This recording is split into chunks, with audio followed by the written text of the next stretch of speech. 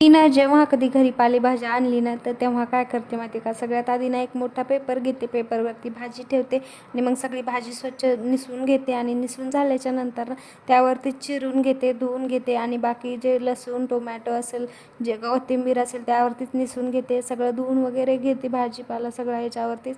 मग याने काय होतं माहिती का, आपली फरशी अजिबात घाण होत नाही. आणि आता पावसाळ्याची ना भाजी खूप घाण यायला लागली आहे, म्हणजे माती वगैरे लागलेली असते पावसात, शेतामध्ये चिखल वगैरे असल्यामुळे.